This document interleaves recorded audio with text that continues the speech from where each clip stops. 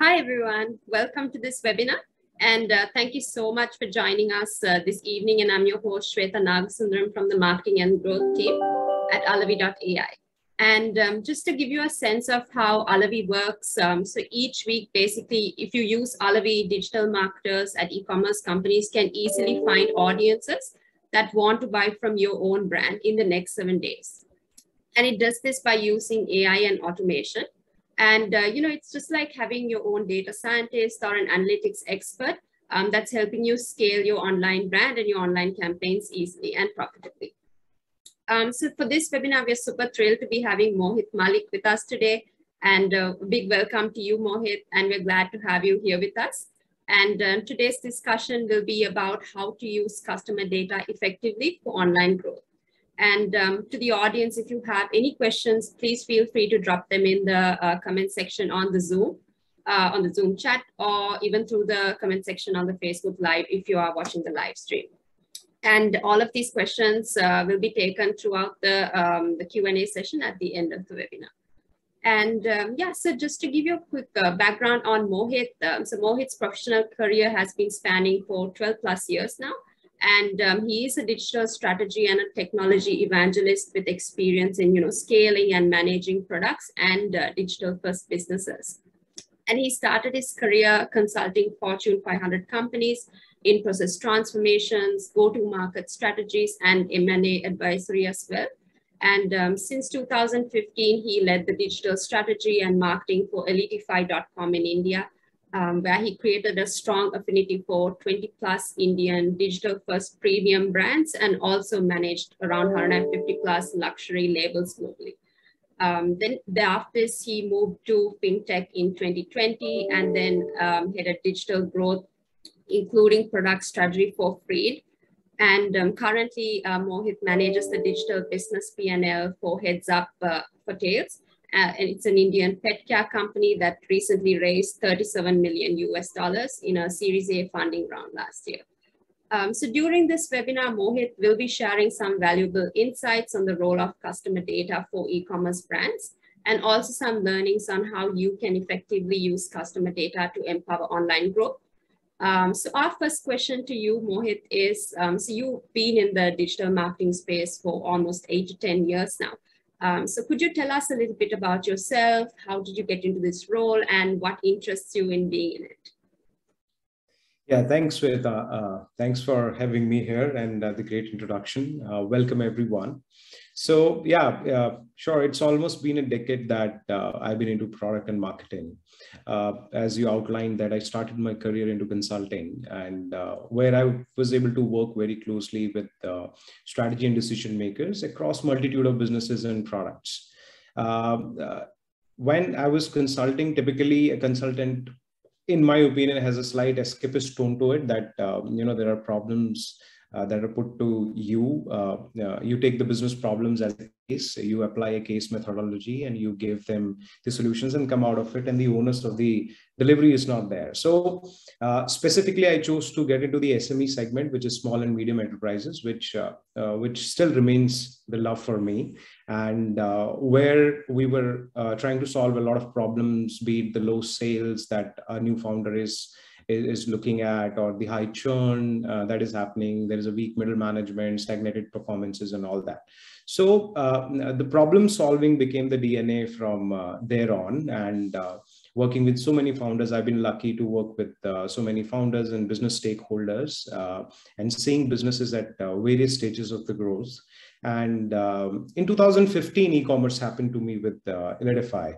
And when I got into e-commerce, coming from consulting and tech, e-commerce was new in India. In 2013-14, we were getting introduced to a new wave of internet penetration. A lot of buzz was around for .com, and a completely new universe was getting shaped when it comes to e-commerce.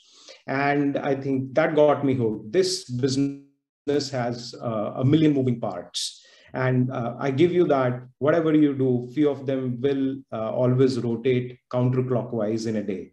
And that effect would cascade across the system. And then it becomes a real fun to keep detangling, to keep solving, keep moving, and keep scaling. I think that is the biggest piece that I love, the digital piece, and that interests me the most.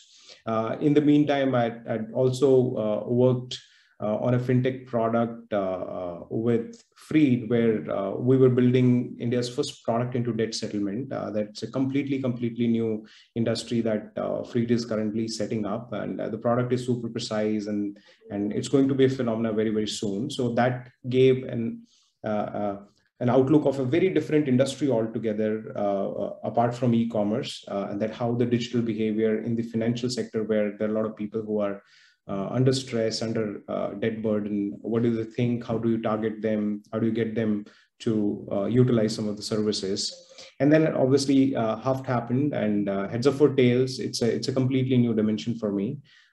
It's such a strong brand. It exudes a very strong sense of purpose, passion, goal orientation, with super strong retail foundation, great digital trajectory now. So we're building India's biggest destination for all the needs of what we call our extended family, our lovely pets. So me and my team are currently contributing towards scaling a robust D2C platform digitally, while we are also transitioning to a seamless omni-channel destination. Yeah, so this is what currently that I'm up to. Wonderful, Mohit. That was very interesting. So let's just get into the area of customer data in e-commerce. So could you tell us why utilizing customer data or customer behavioral data is so important today? Okay, yeah. So data is something which, I mean, it's a cliche if I say that, data has to be used and data is everything. I'll give you an example. Let's say you build a supercar. You got a great engine, you built a great product, you did your R&D, you knew that the product market fit is amazing, you got a great driver, and you started driving on the highway. You're cruising, and then you reach 100, and immediately after maybe half an hour when you started driving your great supercar, the night fell. And eventually you reached out to your headlights and you realized that, headlights are not on. It's $1 million car, let's say, and the headlight component is just a small minuscule part of it. But guess what? If your headlights are not on, what you're going to do is, either slow down to a pace so that you can utilize the light that are being provided by the passing cars, or in the most unfortunate situation, you'll have to just pull up on the sidewalk and just wait until the sunrise. So for me, in my perspective, the data is that headlight. A lot of us who have been with the great products, who have built great products, who have scaled those great products, there comes a point where even after the product is a great market fit, people love the product, but you hit those walls. And after those walls, to create any iteration in the product, to impact your sales, to grow to the next level, to cross that barrier, I think that is where data really comes handy. Definitely, you can always contest saying that if the product is great, it would sell. It would sell, definitely. Organically, it would sell up to a level, but after that, data is that oil that will push it forward. That data is that headlight that will push it forward. This is about data. You also mentioned about behavioral data. So behavioral data, yes. I mean, there's a lot of talk these days about personalization, capturing a lot of behavioral attributes when it comes to things that people are doing on your website or in your ecosystem. But that is very monetization focused. That's my personal opinion, that all of us look at that data to monetize it very quickly, to build that top line, to get those numbers this month or to get those numbers this quarter. But truth be told, data, when looked at from a behavioral angle, there are a lot of things that you can correlate and build an intuition around it. There are a few things that always matter to your business. There would be only a couple of things that would matter to your business. There cannot be 100 things that matter to your business and your business growth. Let's say, for example, you have money, you have great traffic, you have a great product. There are people who are adding to cart, but you're not getting the sell through. Your competitors are getting all that business. You say that I also have the great product. I also do maybe deliveries in 24 hours and I'll do everything. Data is telling me there's a lot of traffic that is coming in, but why people are not buying? Now this why, data will tell you that people are not buying, but why is that behavioral piece, that why they're not buying? How do you triangulate it? When you triangulate it, let's say, for example, I say that my brand, if it is my brand has trust issues. Is trust a marketing KPI? Is trust a data point? No, it is not. But when you start triangulating different data points together, that you see that they're great add to carts, but purchases are not happening. Even if purchases are happening, your prepaid ratios to your cash on delivery ratios, which is a very Indian thing, they're off the charts. Everybody wants to buy on cash on deliveries. Everybody is opting for COD. There are no product reviews. Why? Because maybe the trust is not working for me. And that is an outcome that you can utilize that data to predict that behavior. There are a lot of us who work with different kind of products with different brands. So these behavioral data points can be, do you look at the weather patterns? Let's say, for example, if I'm just giving a vague example is, let's say I'm a headphone company and I have to push my sales. So is your past data delivering any insights about the consumer behavior when they are forced to stay indoors because of the high temperatures outside or extremely cold weather outside, or maybe it's rainy weather outside, people are spending a lot of time indoors and they want to enjoy music.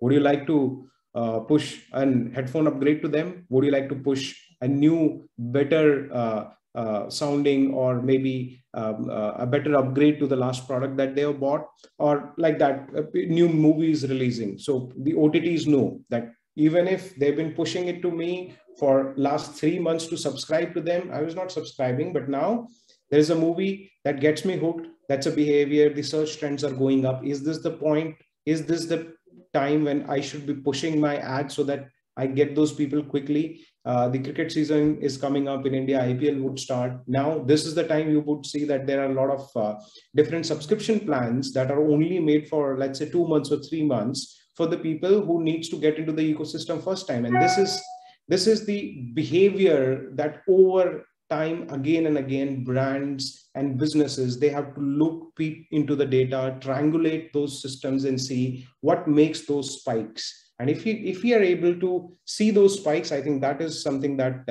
really pushes the online growth. And that is why data, whether in its statistical form and second in its behavioral form, is really important to see that how and where we are growing as a brand. Yeah. That makes a lot of sense, Mohit. Thank you so much for answering that. And I think you might have touched upon this in your previous question. But once businesses have the necessary amount of data, is there any other, tips you can share or strategies on how online brands can use this to, effectively boost their online growth these days? Yeah. So in my experience, I think I would say, first thing when it comes to data, and that's very personal experience, is, clean it up. There is a lot of data getting produced every second when the visitor is in your app, when they are into your website, when they're into your digital ecosystem per se. There is a lot of data that is being produced, but which is the data that you want to use? And even if you want to use the data, which are those metrics that how you want to look at it? So for me, personally, averages don't work. For me, I don't really, me and my team, we constantly have this debate whether, everybody's looking at averages, this average is up, this average is down, but you have to see the averages also, they include a lot of outliers of the data. And those outliers can immediately push you to take decisions which are not true in their absolute sense. I'll give you an example. Let's say in an e-commerce, you sell a shoe worth ₹5,000. So, okay. So the 5,000 rupee people are coming and buying it. And that is your personal brand that you have developed. It's your private label, right?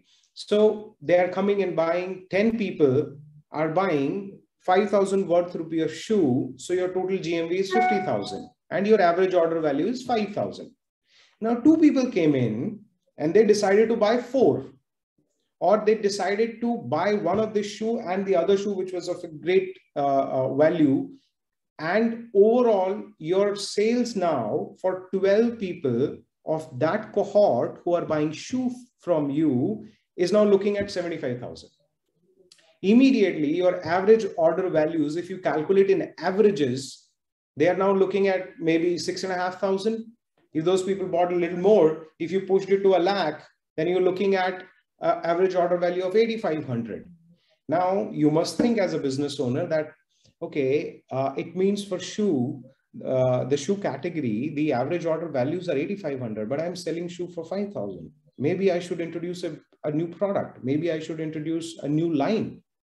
But guess what? When 80% of your users are in the cohort of the people who are buying 5,000 rupee shoe, you have to root out those outliers, work with medians. I think that is in many of the data analysis that we do in marketing. This one piece should be looked at very constantly and keep cleaning that data.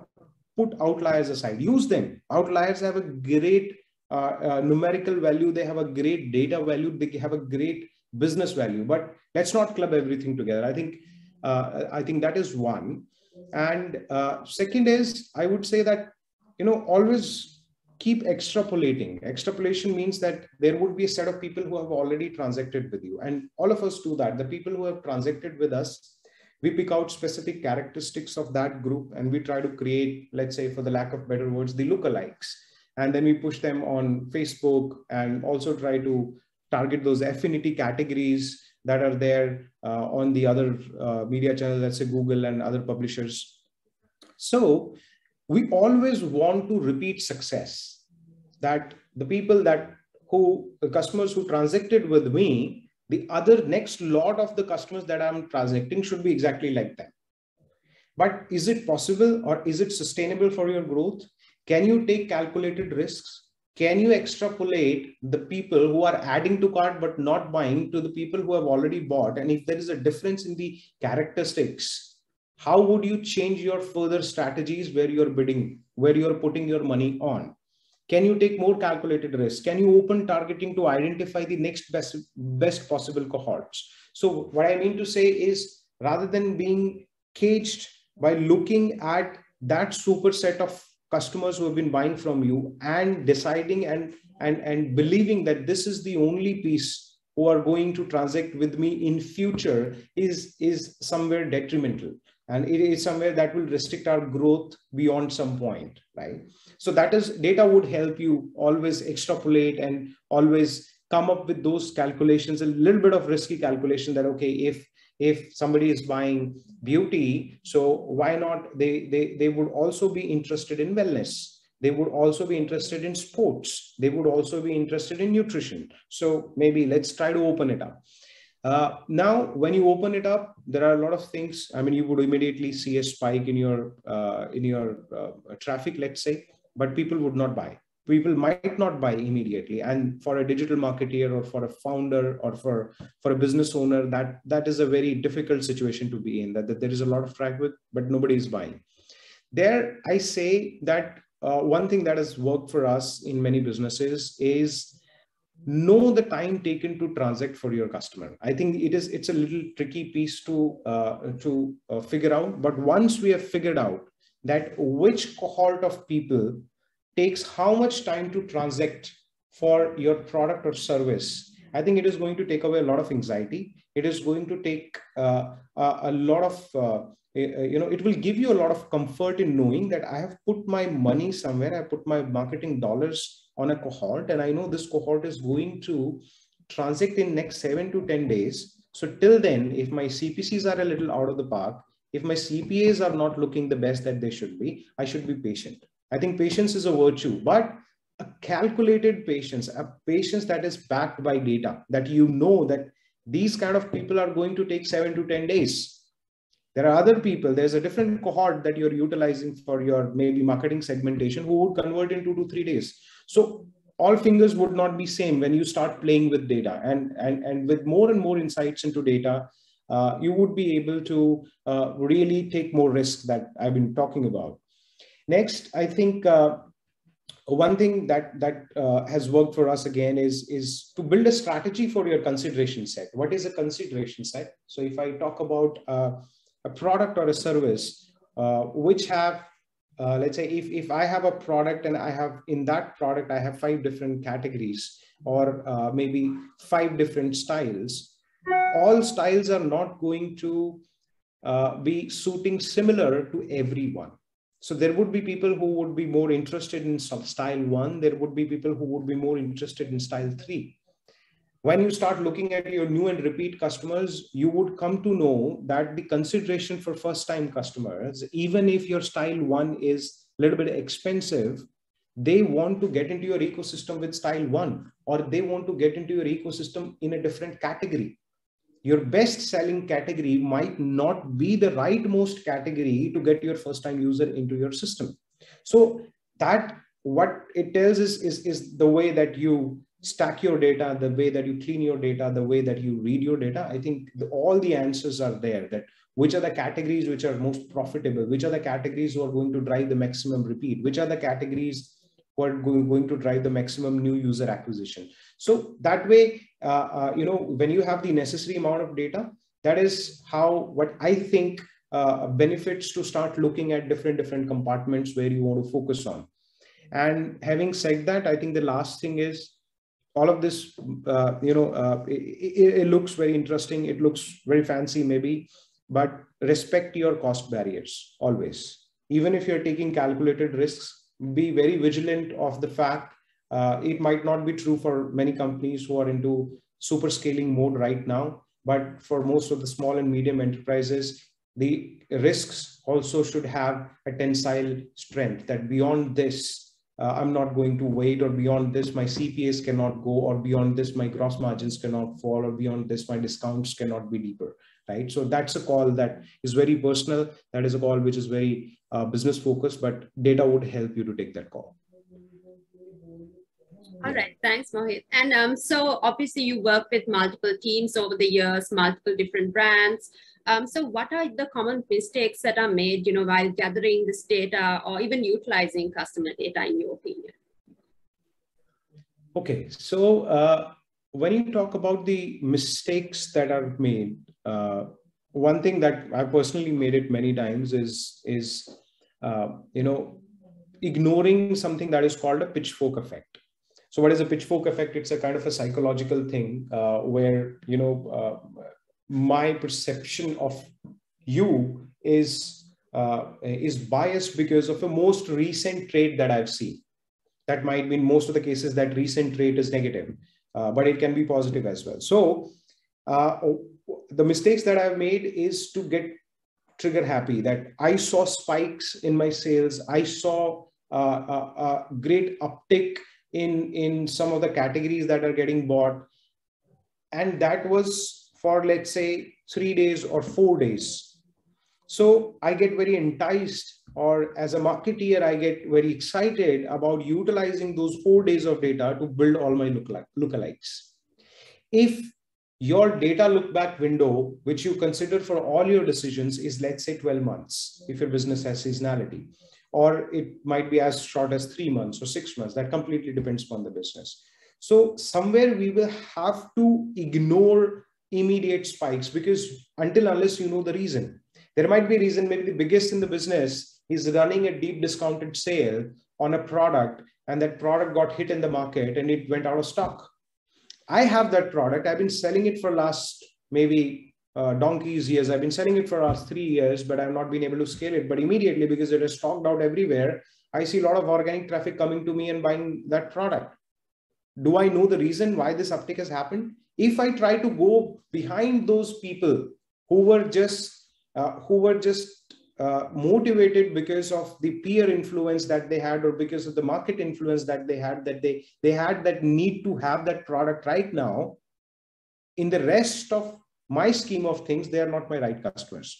So I would say that whether it is a peak or whether it is a trough, that when it is going down as well, be patient. If your last 12 months or 11 months of data is telling you a different story and the last 1 month of data is telling you a different story, let's try to find out why this 1 month is telling me a different story rather than basing opinions on this 1 month, that this is my real customer, whatever is happening right now, because we have short-term memories. We really forget that, 3 months ago, the sales were great, repeat was great, we were having great average order values, but eventually it dropped right now. What should I do? So in panic situation, all of us are very, they're very susceptible to take those decisions. So I would suggest that, we should be avoiding it.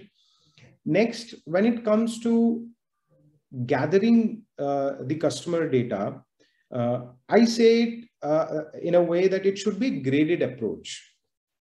See, data is the new oil that we have been now listening for almost a decade. And but we need to see that the oil also starts as crude and eventually gets through a lot of refinement process before it becomes gasoline.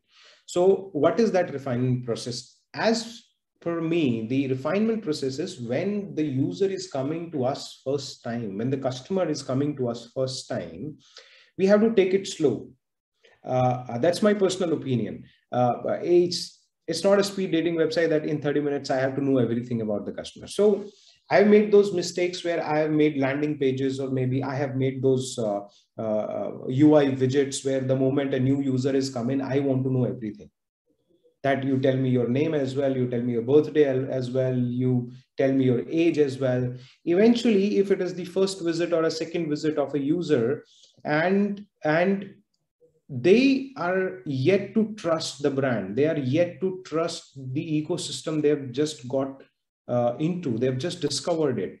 So I would say that always when you're gathering customer data, pace it in a way that you're able to build that connection. At the first time, let's say, for example, I'll take an example for heads or for tails. We love pets and we stand for them, we work for them. So if a new user comes to Huft website looking for pet supplies, if the first time they come in, I want to ask, how many pets do you have? Which are the breeds that do you have? Why? Because I know if there's somebody has 5 pets, immediately I have so much to sell to him or so much to sell to her. I can upsell, I can cross-sell, I can do a lot of stuff. But I mean, as a brand as well, and personally also, I think what we want when anybody comes first is maximum, if they can give, is the pet's name. And even if it is one, I'm okay. Because I want to have that connection, because that would be my end user. At the end of the day, my dog is going to be the end user of a Huft product, right? So one time when I've given that name, and when, let's say, next time I go to Huft's website, maybe a small personalization engine that is kicking in can just give me that, hey, for, your dog, let's say for Boxer, these are the things that you would like. I would be happy. That would be the time when I would start building that, that trust. I'll breach that trust barrier and I'll get into the trusted zone. Once it starts happening, then eventually when people transact, when we become customers ourselves as well for a platform, you would realize that if the platform is delivering great value, they would eventually, or all of us would eventually be very open to give everything. That you take my birthday, my wife's birthday, my pet's birthday, everything.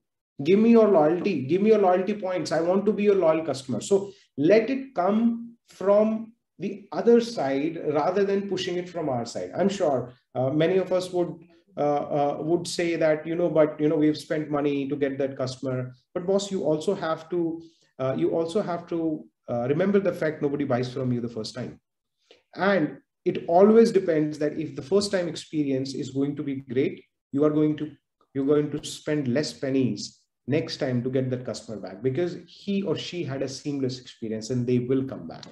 So I think these are, I'll not say mistakes, but these are few things that we sometimes oversee, or maybe, a lot of us, I'm sure, would have gone through it and they would have taken action on it. But these are the things that right now are on top of my mind and that I can say. Yeah. Thanks, Mohit. That was explained very well. And my next question to you is, if a business was selling offline for most of its time and then decided to kickstart its online presence, so can this newly launched e-commerce company use their offline customer data to influence its online sales? And do you think it's wise to incorporate this offline data into online strategies? Amazing question. I think we are just going through this phase when we are trying to build our omni-channel piece at Heads or Tails. So,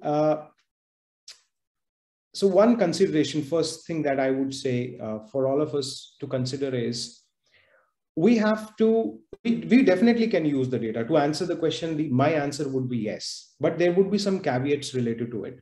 The caveats to it would be, we have to remember that our offline customer is our customer because they had a great experience with us. We delivered superlative experience to an offline customer, and that's when they became our customers, and they keep coming back to us. Now, is it possible that when I am trying to get them online, or I'm trying to get that data online, so when I get their data online somewhere, they will also be targeted?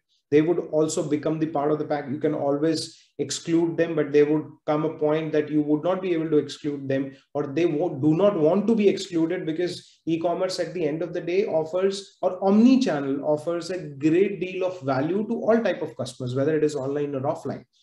So would I be able to emulate the same kind of experience when they are visiting my digital store? Number one. Second, when I talk about the same kind of experience, that has to do with two things, which the UI and UX of your website. I go to a store where I'm used to the store's layout, its merchandising, the visually how it feels like. And I know everything that, my supplies would be on the right hand side. After moving to this particular rack, I can pick it up and come back and have a chat with the cashier and go out.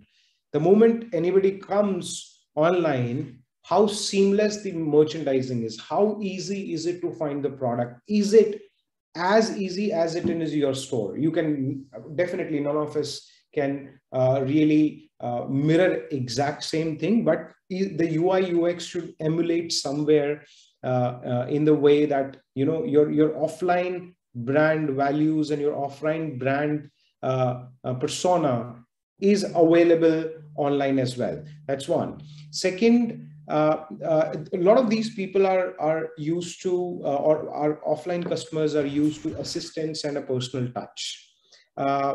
So can we also do it when we are trying to do it online? When can we use live support, chatbots? It's like whenever they are in the process of buying, at that time they might require some help, they might require some assistance. So in my digital journey, have I accounted for those things, that when I'll be getting them online, do I have the necessary arsenal to help them when they get stuck somewhere on the cart or on a product detail page, or they're not able to check out, or their card fails, or anything like that. But all in all, I think, yes, definitely, to build a great all-round business as an omni-channel, the offline data should be used, because there are a lot of people like me as well who eventually will go omni-channel. We all do that. In a month I'll go once in a store, and then 10 days I would have it delivered to my house. So that's what I think. All right. And so in your opinion, do you think delivering very personalized experiences by utilizing this customer data always guarantee online growth? Yeah, I mean, yes, it does.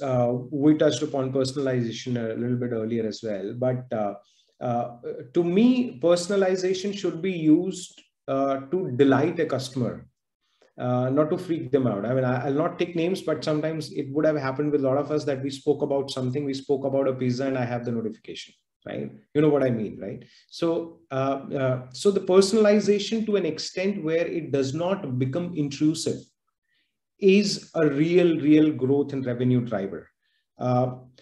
We have to look out at the frequencies with which we are serving people with those personalized pieces. If they go, I mean, we all know our limits, that, has it to be in a week, it has to be 2 times a week, it has to be fortnightly, that's 2 times in a month, or it has to be monthly. And how is the cycle of purchase? If I am a user who purchased from you 3 months ago, now based on the kind of purchase that I did, whether it is very wise to get me back the very next month.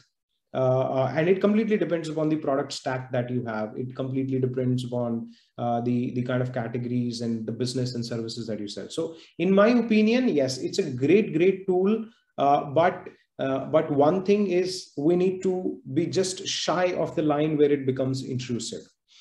We need to induce more variations, because in personalization, sometimes it becomes very bland. It becomes very straightforward. Every time you're just showing me, I bought a jacket from you, and then every time I come back, even if in the summers when I'm coming back, you're giving me full sleeves or maybe old stock from the jacket. I think that is more to do with the kind of tools that you use, the kind of backend definitions that are there in terms of the variations that we can induce based on the merchandise that we have.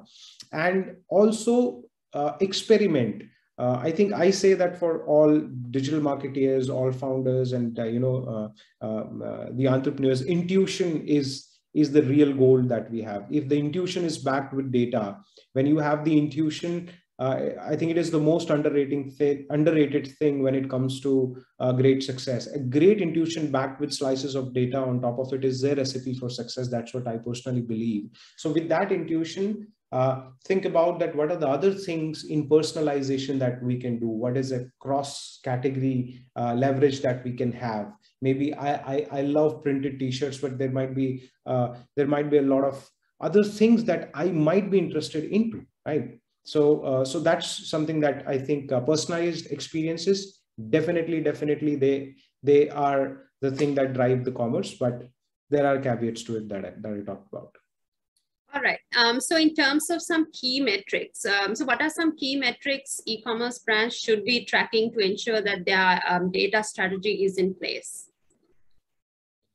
I mean, there are hundreds of them, but yeah, when you say that key, so yeah, I have a philosophy that I keep discussing it with the team as well, that stay away from vanity metrics. So vanity is, there are 100 type of different data points. Whatever tool we take, it will give us multitudes of data to sift through.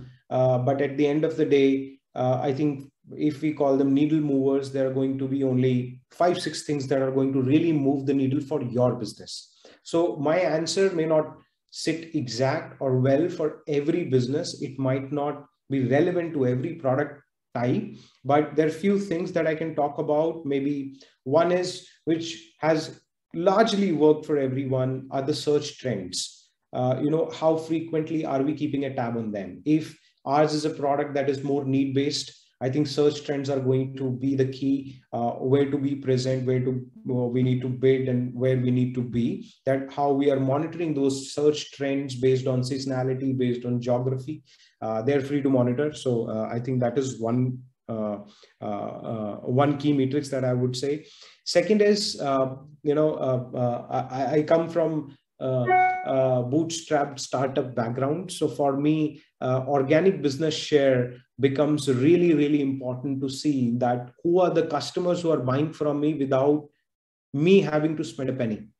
And they are the true reflectors of the people who are believing in my brand, who are there to be the loyal customers, and who are going to inspire the next cohort or the next generation of customers who would be buying from me. So organic business share is something that at least we keep tracking very often.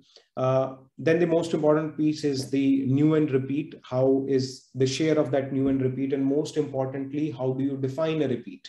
That what is your repeat? For everyone, repeat is different. What are your look back windows for repeat? There is always a trade-off when you look at different time windows to define repeats. That if you define it for every year, but your business has been running for last 5 years, sadly, you'll have to let go of those 4 years, and every year you have to start new, because that is how you want to keep a tab on your frequency of purchase, your retention, or the repeat users that you're getting, so that you can apply more and more and more of the intuition and data layers on those shares which new users and repeat users are having, and keep optimizing that.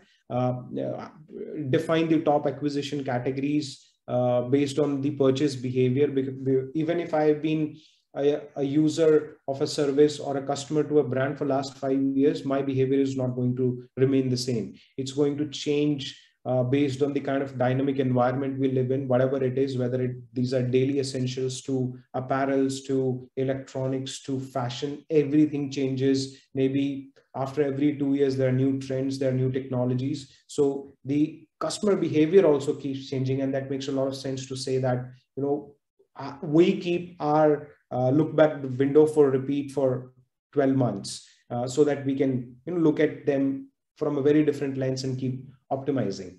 It also includes the kind of frequency that you want to drive for your repeat customers. There are a lot of factors that can impact that frequency positively and negatively. If your frequency of purchase is great, I think you're going to cost less in terms of your marketing spends, and that's something that can really propel the business. Apart from that, when it comes to the pure play digital marketing language, maybe your click-throughs, you're creating creative testing when you're doing that. What are your click-throughs on your different ads? Whether they are, if they are creative-led ads, are they really sitting well? Are you able to benchmark with your competitors, or maybe your cohort of companies in terms of the kind of click-throughs that you are getting? Because that's a funnel. From where it starts is first time when somebody clicks on your ad and gets to know about you. It's the first time. They don't know your brand, they don't know who you are. So it starts from there. So your first creative is what they see, and that is how they perceive. That is how we as customers perceive every brand. So click-throughs are a great way to keep a track on how the overall creative imagery is working out in marketing for you or not. The next thing is about the CPAs and CPCs. Definitely, these are the things that matter a lot when it comes to looking at your costs. And they're not going to be flat. They can never be linear. There will be a seasonality to it. There will be a behavior attached to it. IPL is coming in from 7:30 to 11:30. I mean, at least 30% of the overall internet population would not be worried about whether I need to buy new shoes or not. I mean, I'm just talking about myself. And so there is going to be a dip in traffic. Your CPCs are going to increase. Your CPAs are going to go through the roof for a few days. And I mean, we talked at the start of this piece that, be patient. I think, but tracking these CPAs and CPCs, they also make a lot of sense. And then, have an attribution model that works for you. For me, attribution is something that, seems like a real good puzzle that is unsolvable per se.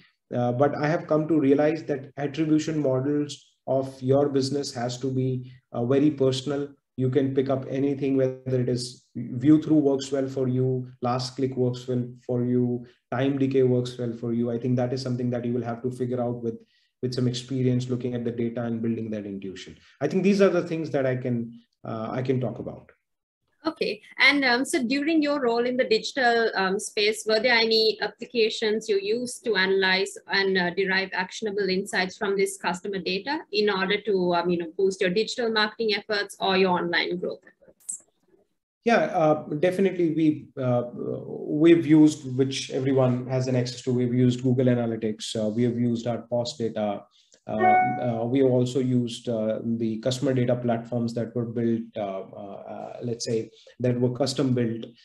We have also used Alavi for that matter, and really great tool when it comes to segmentation, when it comes to really pinpointing that behavior, creating those intelligent cohorts in terms of which categories are being bought by what type of customers, and how you can expand that base. So I can definitely talk about Alavi. Apart from that, there are some other tools that we are currently using. They're like maybe kind of Insider, which we use for more personalized journeys on the website, Zeno, Apps Flyer. I think these are the typical tools that I've used till then. Now I've used many of them, but I don't recollect specifically that which are the features that I can tell that can be used. Thanks a lot, Mohit, and I'm really glad to hear that you had a great experience with Alavi as well. So just to end things at this session, what would your advice be to small and medium brands on this topic, and potentially what should they keep in mind to have a great strategy in place? I think for small and medium brands, the most important thing and the thing that I've come to believe is when we start out, and if we have started out, let's say, and for small and medium brands, I always consider it as a V. So when we have started out, if we have started out fresh, focus on organic. The real value is built when we have our first, let's say, hypothetically, 100 transactions organic. If I'm able to get my first 100 customer organically, believe me, I am going to do a lot better when I start spending money. If my first customer is going to be paid, and it's very personal opinion, if my first customer is going to be paid, I think I'll have doubts on how I'm going to scale it. I'll have doubts that whether I understand my product better than my customer or not, or do I understand my customer as well? And when you get those organic customers, what works for small and medium enterprises is when the business volumes are low, this doesn't have to do directly with the data points. Give them a great customer service. Talk to them. Create those touch points where there will be no data that would be generated, but a lot of feedback, a lot of first-hand interaction. There would be a lot of subjectivity around when you keep talking to the customers. But I think that is a point that sets the foundation that what is the kind of data that we would be looking at for capturing the next lot of the similar customers, and what are the other tools, what are the other interventions, what are the other areas where we would be focusing to improve the experience and at the same time retain these customers. So a strong foundation of data is built when we understand our product and our customer understands our product better than us. Let's say, for a second, I can say that.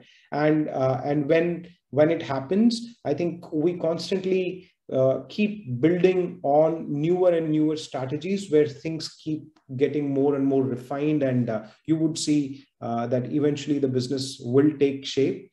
At the end of the day, what has worked for me that, after everything, what matters is the money in the bank. And that's the real value for a business and its customers. And everything somehow will find its way back, that how your bottom lines are. But for small and medium enterprises, before taking the big bets on marketing dollars, it can be very enticing to see the easiest path between A to B. But I would really push, and I would really say that take the harder one first. Get the organic customers on board, and then model everything based on their feedbacks, based on their behavior. You would see success. And use averages very cautiously. Thanks so much, Mohit. So now I think we can move on to the audience question and answer session. And this session will be moderated by my colleague, Thamali. So over to you, Thamali. Yeah. Thank you, Swetha. So I will be choosing a few from the questions our audience has submitted. And our first question is, as a brand that has newly launched an e-commerce website, how long do you suppose they need to gather data before they start analyzing it for best results? Okay, so if it depends upon the category and the product that you have. In case it's a fast-moving product, then eventually, depending upon the first set of 100 customers, if it is, let's say, I'm assuming, I don't know what brand and what product it is, I'm assuming if it is an apparel brand per se, let's say, then your first 100 customers are a good set of data that you can start building on it. If your length and breadth of your category, which is, let's say, the number of categories are many, and in the categories the types are many, and your overall product assortment is a lot, then I would say that wait until at least 20 to 30% of your total product assortment has been transacted with. Then do not immediately, let's say you can have 1,000 customers only buying 2 products out of 100, right? So based on only those 2 products, let's not jump to conclusions that 98 are not good, but we should wait until you are able to have 30% at least, in my opinion, 30 to 40% of your overall product offerings being transacted with. I think that will give a great insight into a kind of a customer persona that you would be building and targeting forward. And it completely depends upon how fast you're growing. For a few of the brands, it might happen within 15-20 days. In the first 2-3 weeks, you would know that you only have 3 products that you launched, and in first 3 weeks you would know with the first 100 customers. For few brands, it might take 3 months. For few, it might even take 6 months. It completely depends upon at what stage of business you are. Thanks, Mohit. So moving on to the next question. Do you have any advice for someone who is about to start their online brand? Are there common challenges that they can prepare for when gathering data? I know you have touched on this earlier. However, if you have any advice you can specifically give for startups, you could share them. One advice, I think gathering primary data is going to cost you. So if you are planning to start or you've just started, just research. If you have to put your $300 to get data, don't put it on digital marketing, but put it on a resource that is going to give you a very strong research-oriented material, which has very strong data points. Use secondary data in the start, which is available in the market, which is available across different platforms. Talk to people who are running businesses like you. Go out, research, talk to your friends if you're pitching that product, and see that how they react, and use tools like Facebook ads library, where you can go and see the ads for similar kind of brands who are doing the business as per you. Use Google search trends, use your keyword research. So I would really implore that if you have to start gathering data, start with the secondary data first, so that it creates that efficiency that when you're ready to deploy your money, you at least have some direction that how it is going to be, rather than just throwing the blind darts. I think that is what I would suggest. Great. So another viewer has asked us, what are the best ways to scale the bottom funnel campaigns without ROAS tanking? Are there any specific campaign objectives that work better? Oh, that's one of my favorite questions, but there are no straight answers to this actually. But the bottom funnel campaigns would work a lot in terms of that how you have built the consideration set for that user during your top and middle funnel. What is the kind of experience that they're getting on your website? What are the kind of call outs that you have used for them? And what kind of users are you targeting? See, in a nutshell, if you are bottom funnels ads are there for transaction. I mean, those are run because you know that this particular customer has seen my brand, they have considered my brand, they have visited my website, they have seen my products, they have added to cart, or maybe even initiated a checkout, and you just need to make them transact. So I talked about it. Maybe, is there anything that you can throw in for a trust? Trust works very well. Think about how it can work for your brand and how it can work for your business. And second, if you are targeting a set of value seekers, if you are targeting a set who are first time purchasers for you, what is the SOP that you can throw? Can you give them maybe a first time use coupon or extra dash of discount. I'm not a fan of discounts at all, but anything extra, maybe you can give them a cashback to get them first time, or to make them believe, or to really communicate it to them that what you're selling has no discount. It is little high priced, but this is very exclusive. What are the USPs of those products? So to scale bottom funnel campaigns without tanking ROAS is to build a very strong top and middle funnel where you are utilizing different communication strategies to build your top and to create the context in your bottom, and to create very transaction-led messages and tools in your bottom funnel. I think in a gist, I can say that there can be 100 different permutations and combinations to this. That is great advice, Mohit. So the next question, is there such a thing as too little data? Is there a minimum data requirement to reach before you start analyzing your gathered data, like a number of conversions, traffic, or add to cart dropouts? I really don't have a straight answer to this. I would be candid and honest. But without knowing the product or maybe the business, I would not be able to comment to it. I mean, I can give you a kind of an example. If you're Lamborghini, your 10 customers data is more than enough, right? So because the product value is too high and the exclusivity is too huge. But if you're selling maybe let's say a shampoo, maybe 1,000 transactions can give you some insights into kind of a persona of the customer that you want to build. So it completely depends upon the category that you're operating in, the product that you're marketing, and maybe the business scenarios that you're into.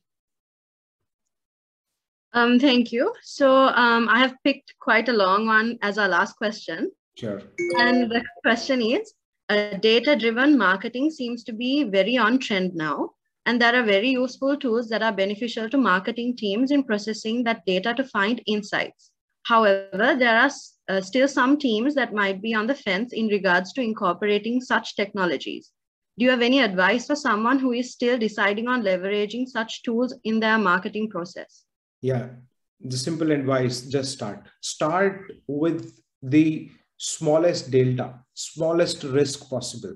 At least what do not sit well with, what does not sit well with us is the fear of losing whatever we already have. That, when we start doing new things, everything would tank, the ROAS will drop, or maybe my click-throughs will go for a tizzy, or maybe, whatever, the final revenue numbers will be off the charts.